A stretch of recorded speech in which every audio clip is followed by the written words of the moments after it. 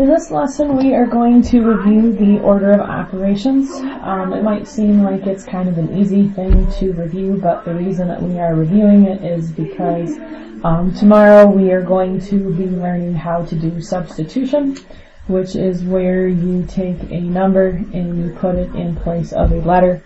And it's a lot easier to do that lesson once you have reviewed order of operations. So, again, quick review.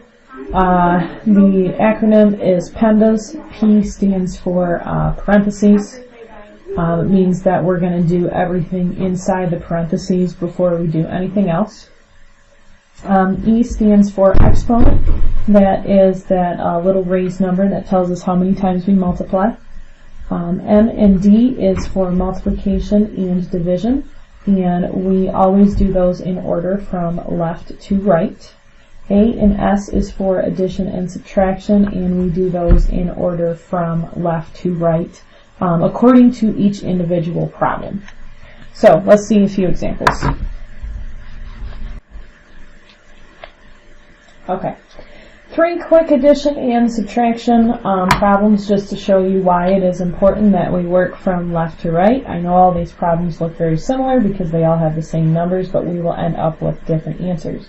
Remember, when you have both addition and subtraction, you are going to go in order from left to right with just those two operations. So that would first be 4 minus 6, which is negative 2. I'll bring down the plus 2, and then negative 2 plus 2 is 0. Now, if I thought, well, hey, doesn't addition normally come first? And in some cases, yes, it does, but you have to have it in parentheses to do addition before subtraction, or it would have to be written.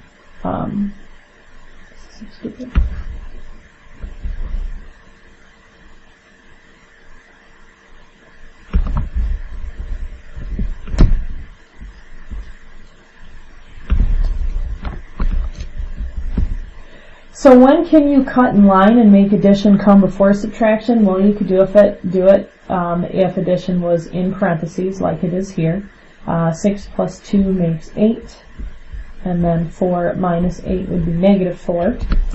Or you could do addition before subtraction if it's actually written to the left.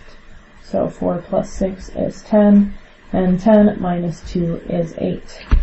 Believe it or not, they all have different examples, so it actually does make a difference, which means that when we have both addition and subtraction, you must work in order from left to right, unless there is a set of parentheses that tells you that you can skip ahead and do a certain part sooner. So that left to right rule also works for multiplication and division. If you see both multiplication and division, you must work from left to right in order using the problem. So for our first example, we have 3 divided by 3, which makes 1, multiplied by 6 makes 6. However, if you see parentheses, you can cut in line. 3 times 6 would be 18. And 3 divided by 18 would just end up being 1/6, which you could convert it then to a decimal. One of the ways that I use to help you remember that you cannot cut in line unless you see a set of parentheses is by making sure that you would get a fraction or a decimal answer for my work. So if you end up with a decimal answer, that means that you have done something wrong. The other time you could cut in line is if multiplication actually comes first, as you go in order from left to right. So 3 times 6 would be 18, and then 18 divided by 3 equals 6. So this one actually works. But notice, these two are not in the same order. Quick example with parentheses and exponents. Remember, if you see parentheses, you need to do everything inside the parentheses first. And then once we get inside the parentheses, we'll start PEMDAS over. Thinking, okay, what do I do in order? The first thing would be the exponent, which is 4 to the second power. That would make 16, and then we'll just bring down everything else. Now we can't get rid of the parentheses until everything inside of the parentheses has been combined. So I will do 16 minus 8, which makes 8 to do that, and now that I've combined everything, I can finally get rid of my parentheses. 8 divided by 8 is 1. Another example, 4 plus 3 minus 3 inside parentheses to the third power. We're still going to do the stuff inside parentheses first, but we'll have to save the exponent for later because the exponent is on the outside. So I'll do 3 minus 3, which makes 1. I can get rid of my parentheses because everything inside of them has been combined.